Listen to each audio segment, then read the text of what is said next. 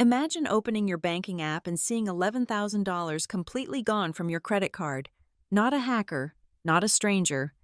It was your own parents, funding your sister's luxury cruise, a trip you weren't even invited to. They laughed on the yacht, toasting with champagne, sending photos of the suite, then texting, "Make sure you pay this off soon. Don't ruin the family's credit score."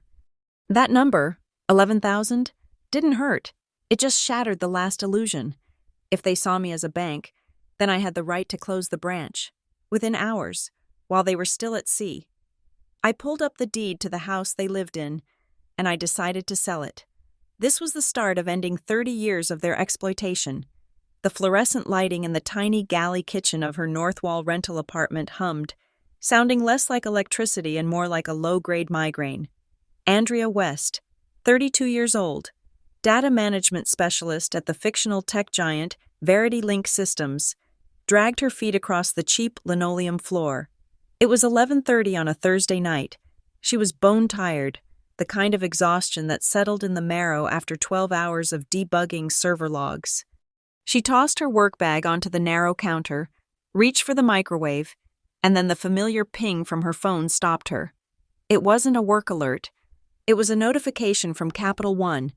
Transaction alert. The sheer size of the number hit her first. $11,000. Her breath hitched, a small, tight knot forming right under her sternum. Her mind scrambled for an explanation. A rogue subscription. Identity theft. She opened the app, her thumb slightly shaking on the screen. The vendor name stared back, neon bright and mocking. Caribbean Luxury Cruise, full suite.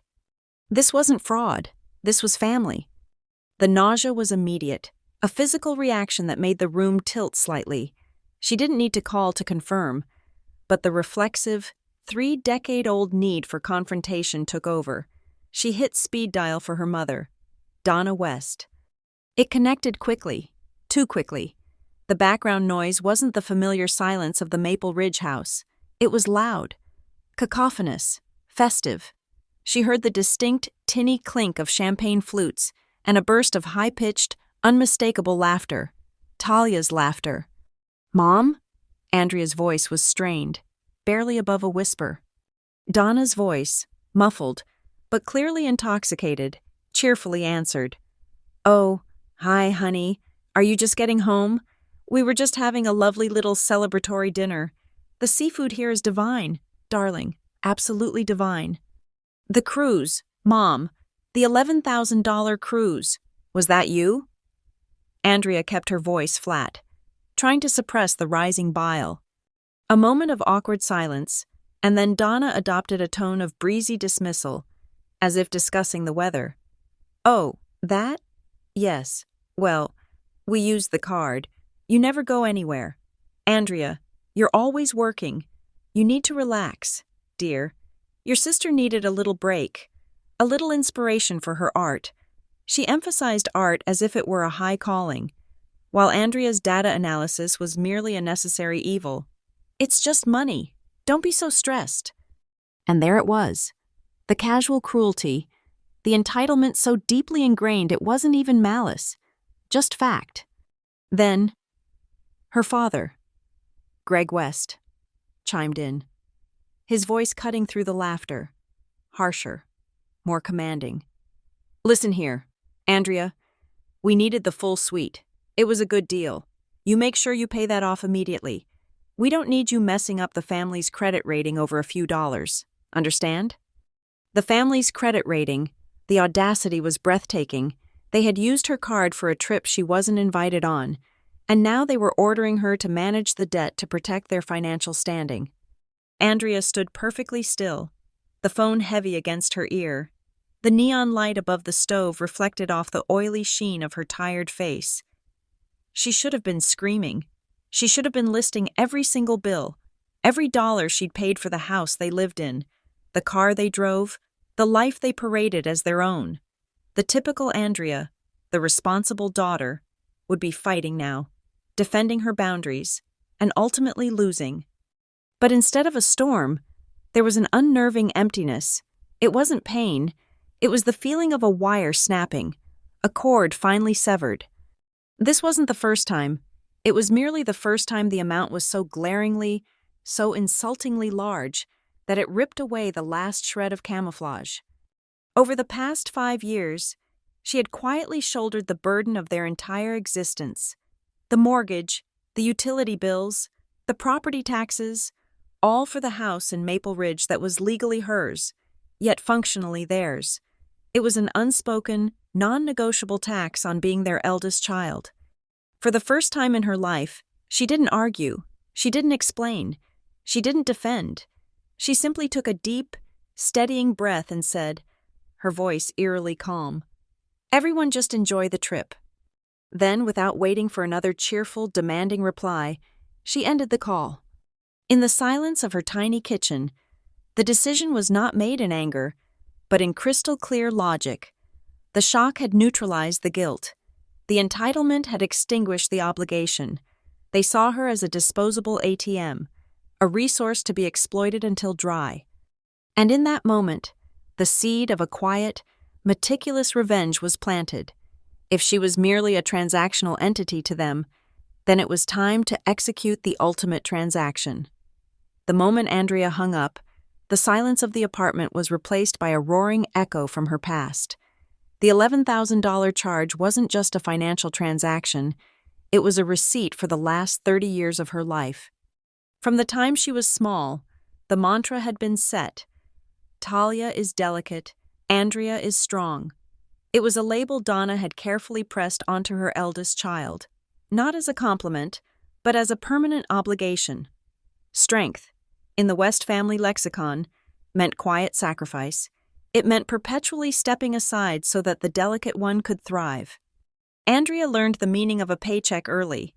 At 14, she was bagging groceries at the local supermarket, saving meticulously for a second-hand laptop. She needed it for school. Her parents were too focused on funding Talia's extracurriculars. While Andrea was researching used electronics, Talia was gliding across a dance studio floor, taking expensive ballet and drama classes. Talia's passion needs to be nurtured, Donna had decreed. Andrea can manage. The financial divergence only widened in college. Andrea took out hefty student loans, budgeting every penny, eating ramen for 4 years.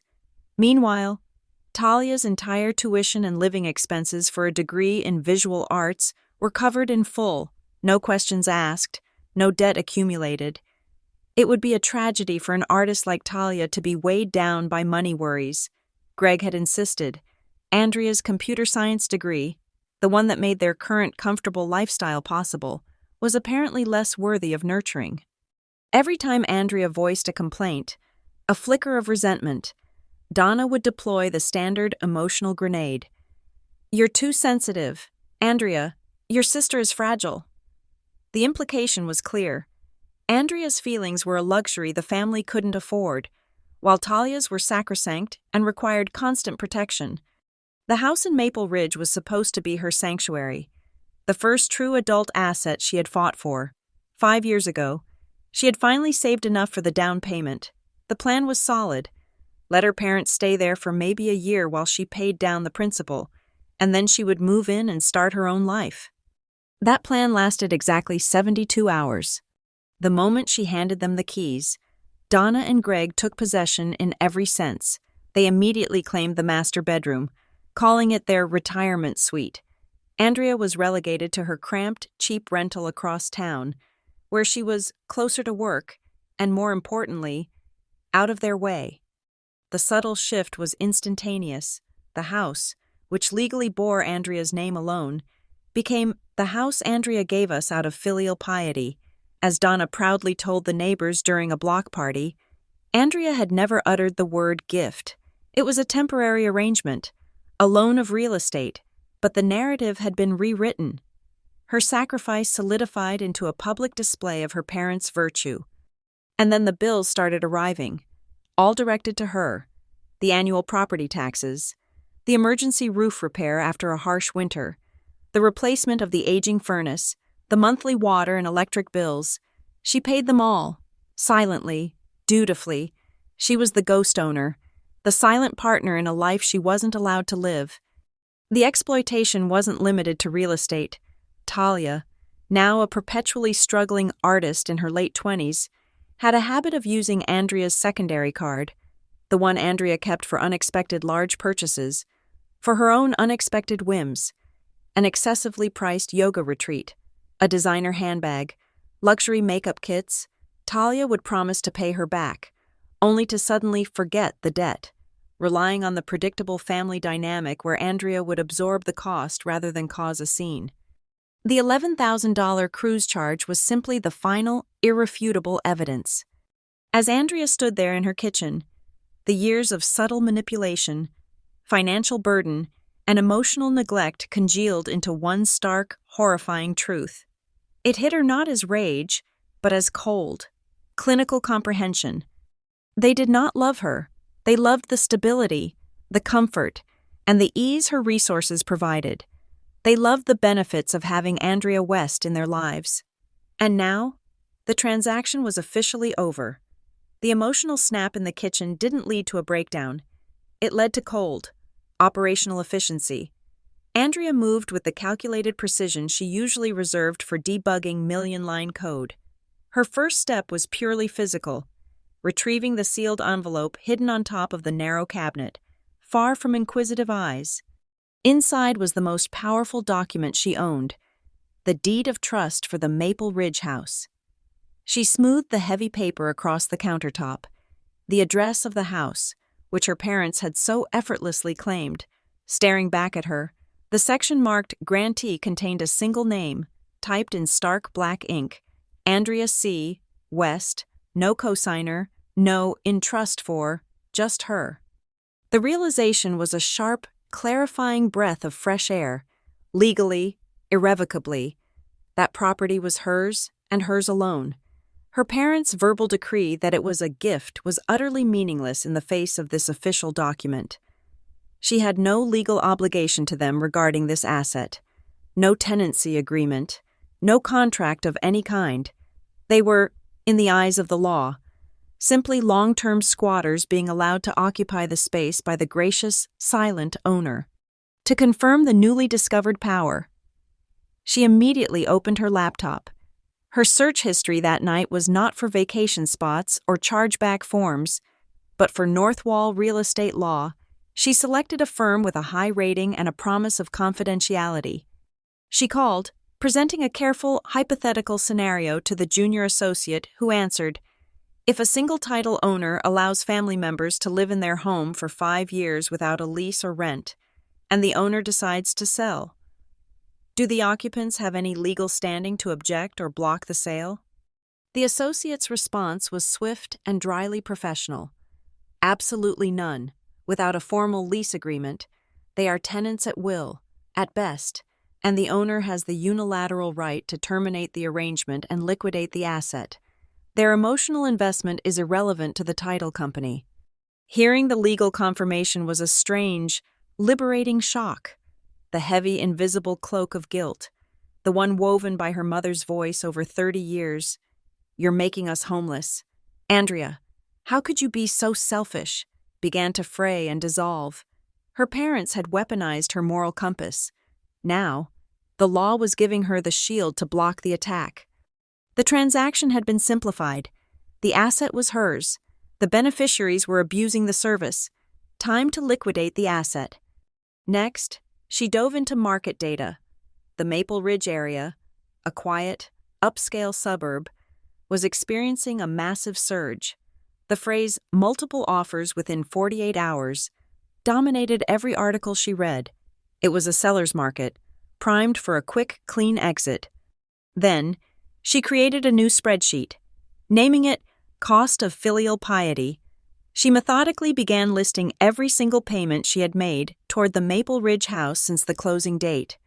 Mortgage payments, property tax installments, homeowners association fees, the furnace replacement cost, the new water heater, the exorbitant landscaping bills her father insisted on.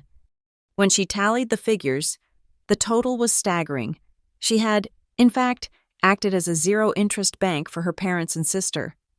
Not only had she paid the costs associated with the house, but she had also forfeited her own ability to live there, all while paying rent for her apartment.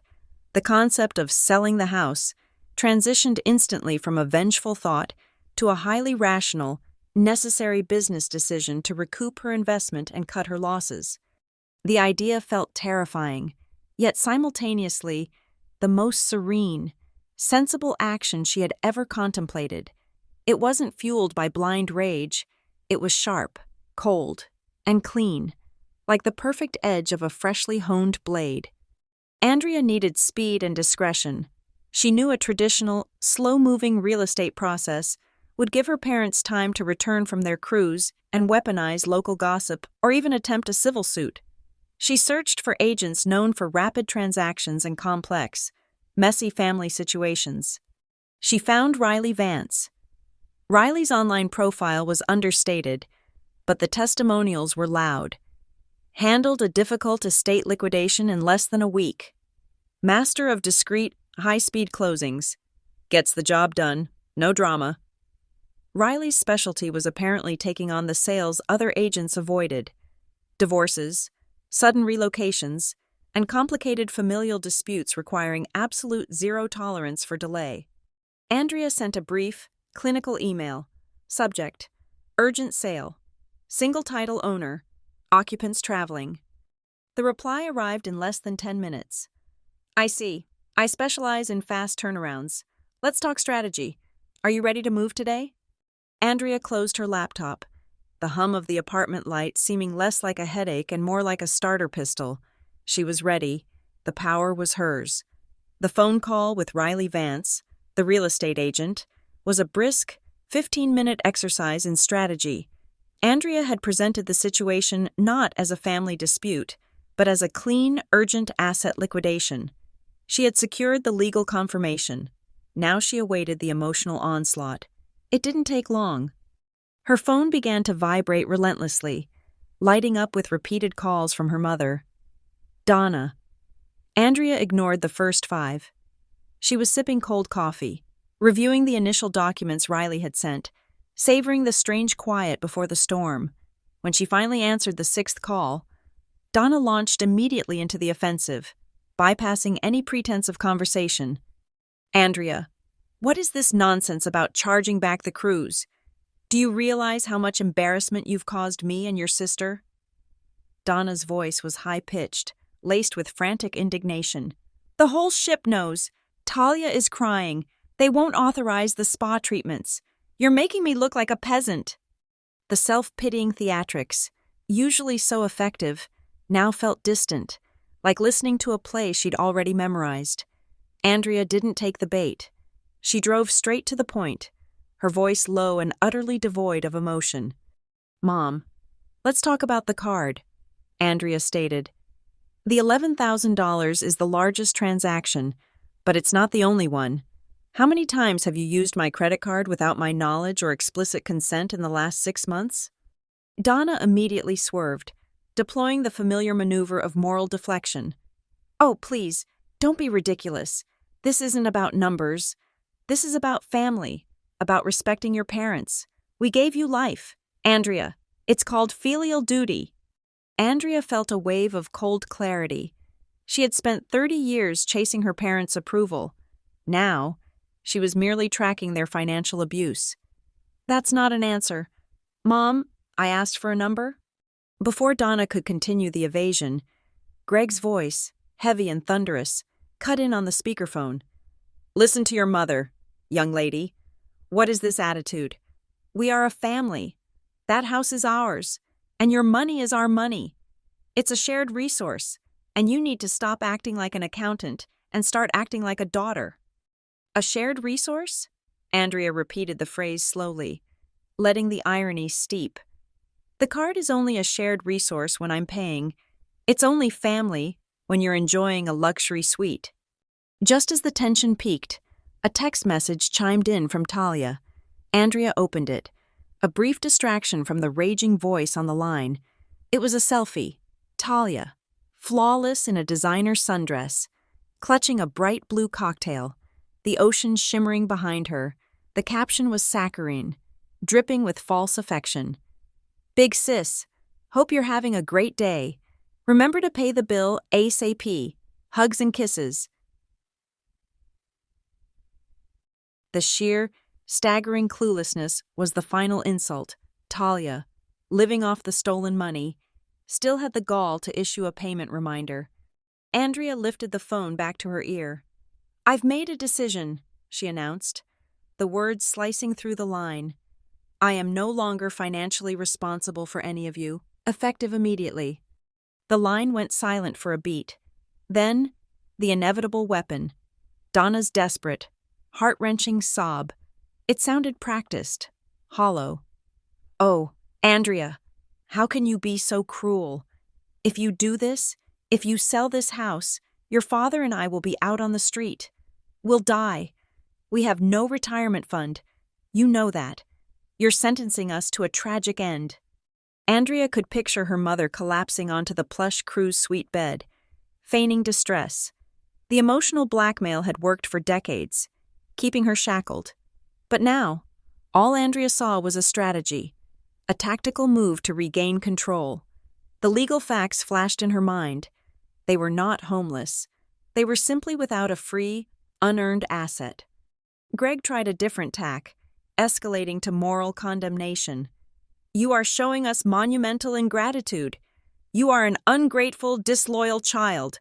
Vangon boingia, you'll regret this abandonment. Andrea."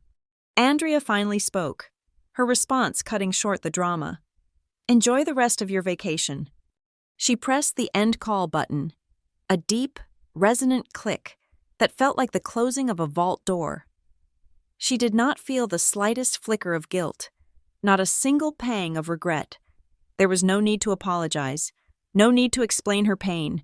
Their words were simply noise now, the meaningless rattling of chains she had already discarded. She immediately dialed Riley Vance.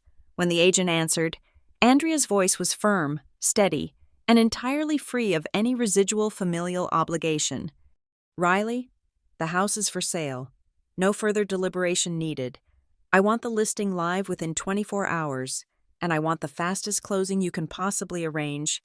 The appointment to stage and photograph the house was set for 10 a.m. on Saturday, 2 days after the cruise charge. Riley Vance drove, giving Andrea a professional, no-nonsense rundown of the listing strategy. Andrea, sitting shotgun, felt a strange detachment, as if she were traveling to the scene of a crime she had only read about. When they pulled up to the Maple Ridge address, the curb appeal was perfect. The lawn was meticulously manicured, the shutters freshly painted, and a cheerful ceramic bird bath sat proudly in the front yard. It was the picture of suburban contentment, the exact image her parents cultivated for the neighborhood, a testament to their impeccable taste and, implicitly, Andrea's dutiful support. Riley gave a low whistle. "They certainly maintain it. Looks like a turnkey sale.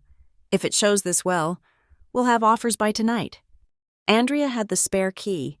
She opened the door, and the air that greeted them was rich with the scent of expensive linen spray, not the familiar aroma of her mother's weak coffee and her father's cheap cigars. As they moved through the open-concept living room, the narrative her parents had built came into jarring, visual focus. The walls were a shrine to Talia. There were framed photos of Talia's college graduation, Talia at various art exhibition openings, Talia posing dramatically at parties, laughing candidly on vacation. The arrangement was deliberate, filling every available surface, celebrating the fragile artist at the center of the family universe. Andrea looked for herself. After a moment, Riley pointed a professional finger toward a small, shadowed corner behind a large, fake fiddle-leaf fig tree. There, tucked away, was a single, old, slightly faded photo from Andrea's high school track meet. The edge of a leaf obscured half her face. She was, quite literally, shaded out of the frame. "Well," Riley murmured, noting the stark imbalance with a practiced eye, "that tells a story." Andrea walked away without comment, her face hardening. That photo was the physical manifestation of her role, necessary but invisible. The tour continued. Riley checked the kitchen appliances. Andrea went straight for the back hallway.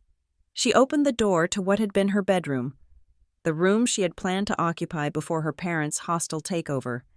It was unrecognizable. The sparse, functional space she had left had been transformed into Talia's extravagant vanity room. Hollywood-style bulbs lined a massive mirror, reflecting racks stacked high with designer shoes and tables covered in pricey makeup brands. It was a space dedicated entirely to beauty and leisure, funded by the labor of the daughter whose room this used to be. The irony tasted like ash. Next, the master suite. Her parents' bedroom was spacious and luxurious, fitted with a new, enormous four-poster bed. Andrea noticed the matching dark wood dresser set, brand new, far exceeding their usual budget. A sudden suspicion drove her to the desk. She knew her father had a habit of hiding bills. Tucked beneath a stack of old magazines, she found several unopened bank envelopes. She ripped one open. It was a statement for a credit card, not hers, but one opened in her name specifically for home furnishings, likely using the identity information she had provided years ago for the original mortgage application. The balance was nearly $20,000, almost all spent on the opulent furniture now surrounding her. They hadn't just relied on her existing wealth, they had quietly extended her debt and used her identity for their personal upgrades. The betrayal was deeper, more calculated, than she had imagined. Riley, sensing the shift in Andrea's demeanor, stepped closer. "Everything okay?" "Perfectly," Andrea replied, her voice dangerously flat. She held up a thick, embossed card she had picked up from the mail slot. It was a Christmas card, late by 6 months, from a neighbor. The handwritten note read, "We continue to be so inspired by Andrea's incredible generosity in gifting this beautiful home to her parents. Such a wonderful daughter." Riley looked between the lavish room, the skewed photo arrangement, and the letter.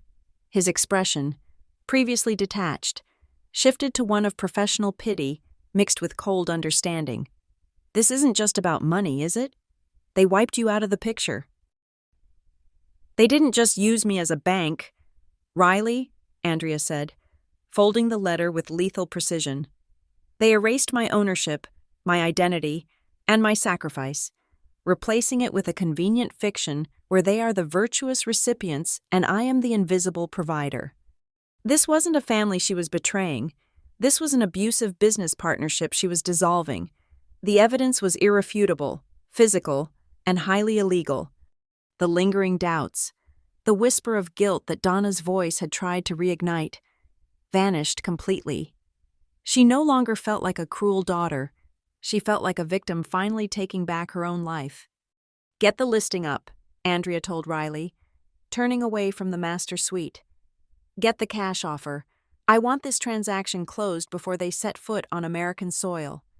The house, once the symbol of her achievement and subsequent burden, was now simply the collateral for her freedom.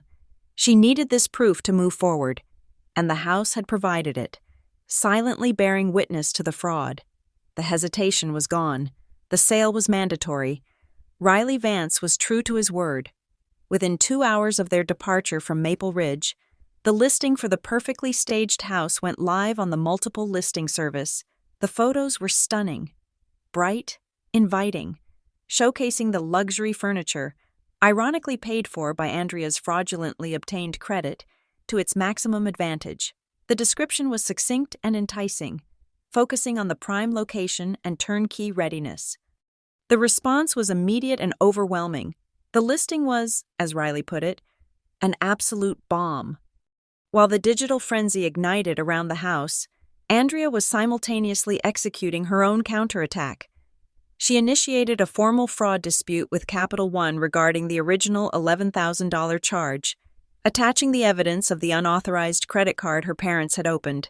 The bank, seeing the clear pattern of financial identity abuse, quickly processed the claim and granted her a provisional credit, temporarily reversing the massive debt.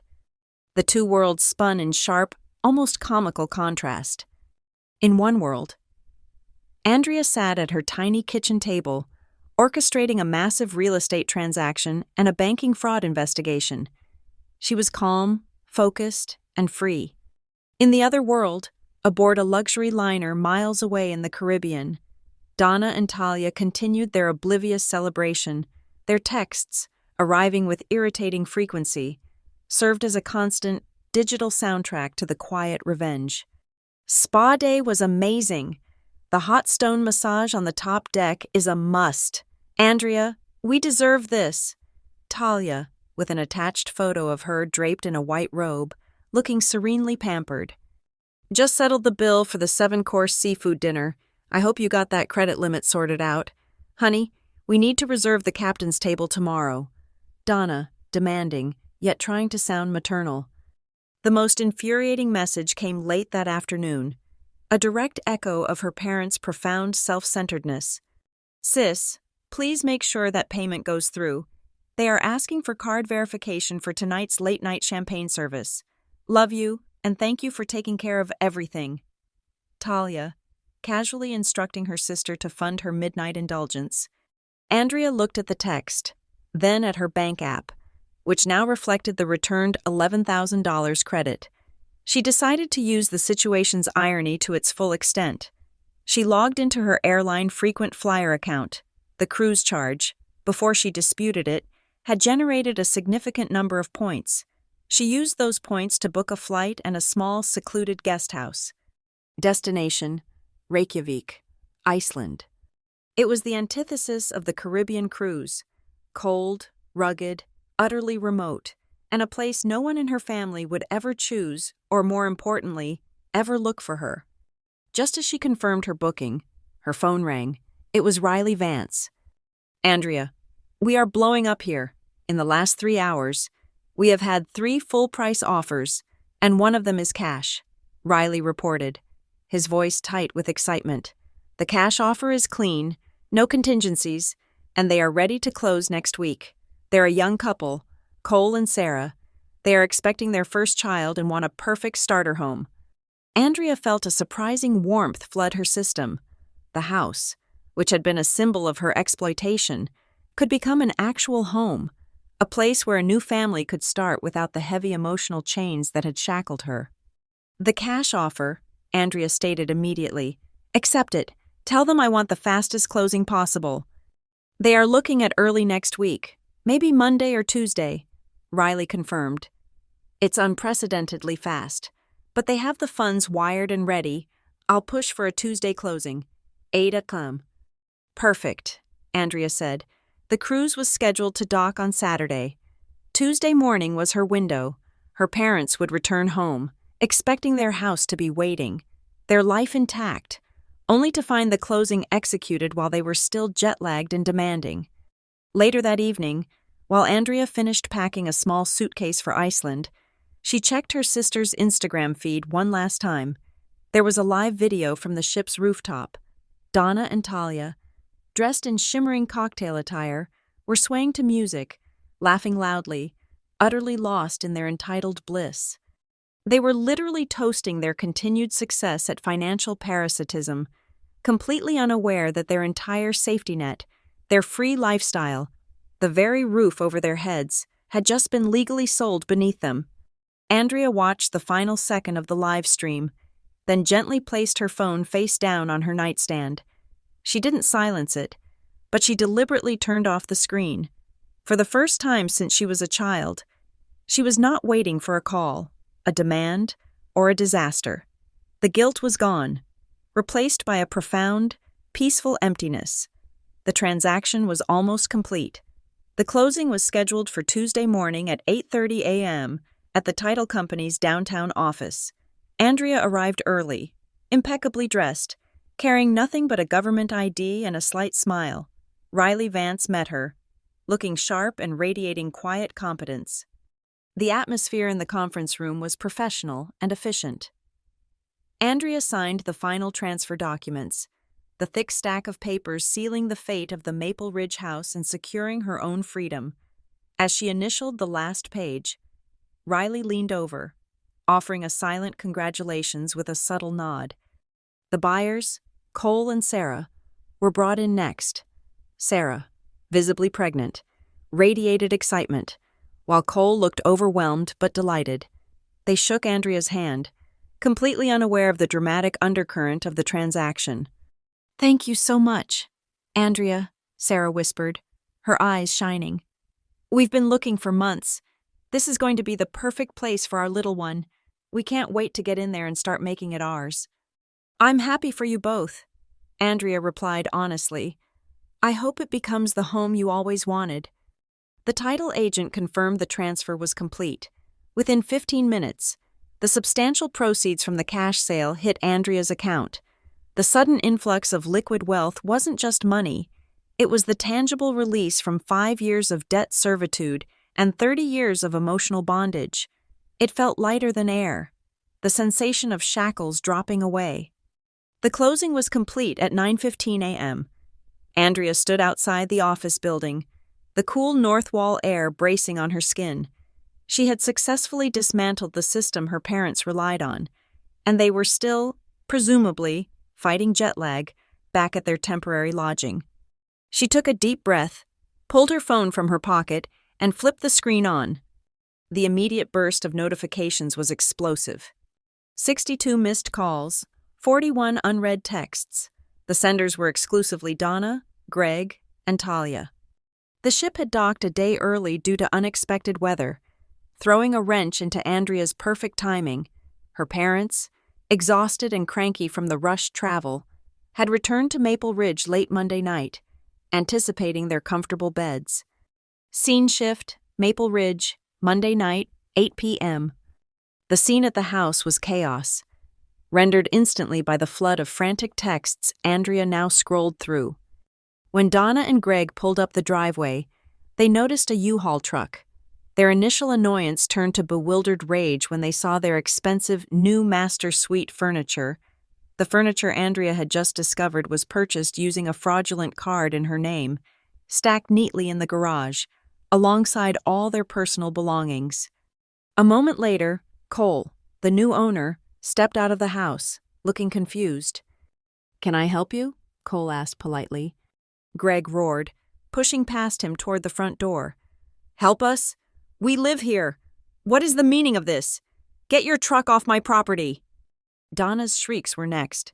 "Who packed our things? Where is all our artwork? This is illegal. You're breaking into our home." Cole, now holding up a clean, printed copy of the deed signed that very morning, remained calm. "I'm sorry, sir and ma'am. I'm the new owner, and this is my home. The sale closed this morning. All of your possessions were carefully packed and placed in the garage for your convenience." The realization hit them like a physical blow. Greg tried to force the door open. Donna collapsed onto the perfectly manicured lawn, screaming that they had been robbed and betrayed. Cole immediately called 911. The responding police officers arrived, finding the West parents in various states of hysteria and denial. The officers calmly reviewed the legal paperwork. Cole and Sarah's names, the official title company seal, and the clear signature of the seller, Andrea C. West. The officers explained, with bureaucratic finality, that Donna and Greg West were trespassing on private property. Donna, in a desperate, tearful plea captured in one of her rambling voicemails, wailed to the officers, "Our own daughter sold our house out from under us. She sold our house and never told us.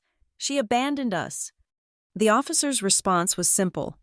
"We understand this is distressing, ma'am, but legally, the seller had full right to liquidate the asset. You need to gather your things from the garage and vacate the property immediately." Scene shift, Northwall Airport, Tuesday, 11 a.m. Andrea stood in the quiet corner of the Northwall Airport Cafe, a small bag at her feet, a steaming cup of Earl Grey in her hand, waiting for her flight to Iceland. She had just finished reading the final, panicked text from her father, full of capital letters and threats of lawsuits. She didn't call back. She didn't respond to the pleas, the accusations, or Talia's confused, frantic messages. She simply opened her phone settings, navigated to the contacts section, and selected each of their numbers. Block. Block. Block. The digital silencing was instantaneous and absolute. As the final number was blocked, the noise, the drama, the years of obligation, all of it ceased to exist for her. She checked the time. Her flight boarded in 30 minutes. She took a slow, deliberate sip of her tea, tasting the freedom. She was leaving Northwall, leaving her job at Verity Link, leaving the tiny rental, and leaving the West family saga behind. The house was sold, the money was safe, and the drama was contained 3 states away. Andrea walked calmly toward the gate, the chaos at Maple Ridge already fading into a distant, irrelevant noise. She was no longer running from anything. She was finally walking toward her own life. Andrea landed in Keflavik International Airport under a vast, pale sky. The Icelandic wind, sharp and clean, hit her face like a slap of reality, chasing away the stale air of her old life. It was a baptism by cold, and she felt instantly, physically reborn. The sensation was of lightness, as if the massive weight of responsibility she had carried for 32 years had been left somewhere over the Atlantic. She took the small shuttle to Reykjavik, a city that felt both ancient and refreshingly modern. Her small guest house was nestled near the harbor, far from the tourist bustle. Her first act of true, selfish indulgence was simple. Sitting in a tiny, dimly lit cafe overlooking the choppy, slate-gray ocean, she ordered a thick, rich hot cocoa. No one knew her here. No one knew she was the data management specialist who paid for the Maple Ridge roof. No one knew she was the responsible daughter, the silent, exploited financial pillar of a dysfunctional American family. She was simply Andrea, a woman drinking cocoa, observing the tide. This anonymity was a luxury she hadn't realized she craved. The next 4 days were a deliberate exercise in experiencing life without obligation. She booked tours that her parents would have found too rugged or not luxurious enough. She hiked across the Reykjanes Peninsula, where the earth steamed and smelled of sulfur. She stood between the tectonic plates in Thingvellir National Park, feeling the sheer, indifferent power of the planet beneath her feet. She soaked in the warm, mineral-rich water of secluded hot springs, the steam dissolving the last vestiges of stress and fatigue. Every new vista, every alien landscape, was a milepost marking the distance from her past. In the evenings, curled up in her guest house, she opened a fresh, leather-bound notebook. She wrote, not lists or budgets, but thoughts. The entry on her second night captured her central struggle. I am learning how to live without asking for permission. Permission to spend my money. Permission to take time off. Permission to simply exist without being a necessary tool for someone else's comfort. It is the hardest thing I've ever done, because for so long, I believed my value was tied to my utility. Her phone, safely tucked away, occasionally pinged. She saw the Roam notification light up, indicating a new voicemail had arrived from an unrecognized number. Likely her parents or Talia desperately calling from burner phones or new prepaid lines after the systematic block. She did not listen. The chaos was theirs now, not hers. The ultimate moment of clarity came on her 4th night, chasing the northern lights. She stood on a remote, frozen plain, surrounded by a handful of hushed observers. The sky erupted in slow, swirling ribbons of neon green and pink, dancing silently high above the cold earth. In that profound cosmic silence, the true nature of her freedom crystallized. The sale of the house, the blocking of their numbers, the recovered $11,000. These were acts of retaliation, yes, but true freedom was not the vengeance itself. It was the ability to stop caring, to detach from the years of emotional entanglement and the constant need to justify her choices to the people who had no right to judge them. The heavy, leaden feeling that had resided in her chest for decades, the constant psychological pressure of being the provider, the fixer, the perpetually strong one, it lifted. Her spirit didn't feel angry or triumphant. It felt incredibly light, like the vapor of her own breath in the frigid air. She realized she was starting to build a future based on desire, not duty. She began making plans, researching lateral moves to tech companies in cities like Denver or Austin, places with new landscapes and no familial history. She imagined an apartment where her furniture, bought with her money, would not be usurped or outshone, a life where her name would simply be Andrea, not Andrea the ATM. Looking up at the impossible, silent spectacle of the aurora borealis, a genuine, unburdened peace settled over her. It was a peace she hadn't earned through achievement or sacrifice, but through absolute self-extraction. It was a serenity that genuinely astonished her. She was finally, perfectly, alone, and never less lonely, on her final night in Iceland, before preparing for her flight to Denver. Andrea decided to confront the lingering noise. She unblocked her phone numbers just long enough to check the stored voicemails, expecting a barrage of vitriol from her parents. There were several, but one was different. It was from a number she hadn't blocked, Talia's old personal line, which must have been reactivated after the cruise. Andrea clicked on it. The voice that came through was Talia's, but stripped of its usual airy entitlement, it sounded raw, shaky, and small. "Andrea, it's me, Talia." A ragged inhale. "I know you blocked them. I get it now. They're losing it. Andrea, they're yelling all the time, saying you ruined their lives, that they're going to be living in the car. But they're not yelling at each other. They're yelling at me." Talia's voice cracked. "They've told me I have to call you, that I'm the only one you'll listen to, and that I have to convince you to give the house back. They said I owe them this, because they funded my art career. But I haven't even tried to call you about the house. I can't do it." The confession hung in the air, heavy with realization. "They are turning on me. Andrea, they're telling me I need to get a real job. They're making me apply for unemployment and clean the apartment they found. They've been screaming for 2 days straight, and for the first time, I saw it. It's not about the house. It's about not having the money to keep me quiet and comfortable anymore." Then came the hardest admission. I saw the credit card statements they left behind. All the ones for the house furniture. All the ones I used for the yoga classes and the handbags. I know I benefited from you being the responsible one. I was comfortable because you were being used. I was wrong. Andrea, I am so sorry." Andrea stood absolutely still by the window, watching the streetlights of Reykjavik shimmer on the wet pavement. She had braced herself for manipulation or rage. She was completely unprepared for genuine, messy honesty. Talia wasn't asking for help. She was confessing. Andrea didn't let the surprise soften her resolve. She waited a solid 10 minutes before sending a text back to that number.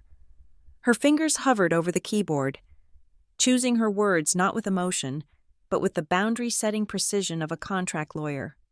"I'm listening. Talia, I hope you can stand on your own now." Talia replied immediately. "I don't know how. I'm scared." Andrea texted, "I won't come back and carry you. That's the line. I'm never doing that again. I needed to take back my life, and that meant leaving all of you to figure out your own consequences." It was a clear, unambiguous statement of distance. She was not offering a safety net. She was not offering financial aid. Talia's final response was simple, yet profound. "I don't want you to save me. Andrea, I just wanted you to know that I finally understand what they did to you, and what I let them do." A small, unfamiliar warmth bloomed in Andrea's chest. It wasn't the warmth of reconciliation, but the quiet satisfaction of seeing a truth finally acknowledged. It marked the end of her primary role in the family dynamic. The perpetual caretaker. For the first time in her life, Andrea did not feel the crushing, inherent responsibility for her little sister's well-being. Talia was finally seeing the world clearly, and that alone was a form of progress. Andrea deleted the voicemails and the text exchange. The relationship might never be repaired, but perhaps, for the first time, it had been matured. She left the number unblocked, a single, narrow channel for contact, but she tucked her phone away again. The drama was quieted, the past was contained. Her future in Denver awaited. Andrea's transition from the raw, stark beauty of Iceland to the crisp, metropolitan energy of Denver, Colorado, felt less like a move and more like an ascent. She had accepted a new role at a competing tech firm, a lateral move that came with a significant pay bump and, crucially, a complete detachment from her North Wall past. Her new apartment was on the 10th floor, flooded with sunlight and paid for with the uncontested proceeds of the Maple Ridge sale. The first week was dedicated to setting up her new life, the furniture bought with her money, the supplies organized for her career. The silence was profound, broken only by the impersonal sound of the city traffic below. The inevitable attempt at re-engagement came via email. They couldn't call, and Talia's confession had evidently not broken the primary manipulation pattern. The subject line was aggressive, yet pathetic. "We are still a family, Andrea." Andrea opened the email, leaning back in her new, ergonomic chair. The body of the message was a dizzying blend of vitriol and desperation, a perfect distillation of their narcissistic emotional calculus.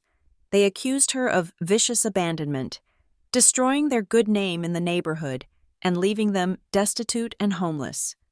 They swiftly pivoted from blame to demand. They proposed a solution. Andrea was to purchase a new, smaller home for them, one that would be owned jointly for fairness. This, they argued, was the minimum she could do to compensate for the trauma she had inflicted. The true highlight was the attachment, a file titled Family Stipend Agreement. Andrea downloaded the PDF. It was a formal, albeit legally ridiculous, contract demanding that Andrea remit 40% of her monthly income to her parents as mandatory support and retirement funding. They were seeking to institutionalize her role as their bank, transforming her salary into their fixed annuity. Andrea didn't feel anger. She didn't feel pain. She simply started to laugh. It was a clear, unrestrained laugh that came from her gut, a sound of absolute, complete liberation. This wasn't the bitter, defensive laughter of the past. This was the sound of recognition, the realization that they had absolutely learned nothing. They saw her victory not as a signal to change, but as a resource to be redirected. She typed her reply into the email thread. She kept it short, concise, and utterly final. She didn't argue the points. She didn't defend her actions. She simply closed the chapter. "I wish you both the maturity required to take care of yourselves. I will no longer be funding any of your choices." She sent the email. Then, she took the final, decisive step, blocking their email addresses, completing the full, systemic shutdown of all communication channels. It wasn't an act of rage. It was the quiet click of a vault door closing on a history she refused to revisit. In her new apartment, looking out at the mountains, she picked up her notebook. Turning to a clean page, she wrote a final, personal reflection. "A family can take your money. They can take your time. They can even try to take your identity. But only you have the power to take back your own life." And that was the end of the West family as Andrea knew it. The vengeance wasn't the sale of the house. It was the peace that followed. Thank you for listening to my parents charged $11,000 on my card. So I sold the house they lived in. Let me know in the comments where you are listening from so we can connect. If you enjoyed this story of silent revenge and ultimate freedom, please subscribe to Lila Revenge Stories, hit the like button, and press the hype button to help this story reach more people. If your parents swiped $11,000 from your card for your sister's trip, what would you do? Would you pay up? Or would you take back what's rightfully yours?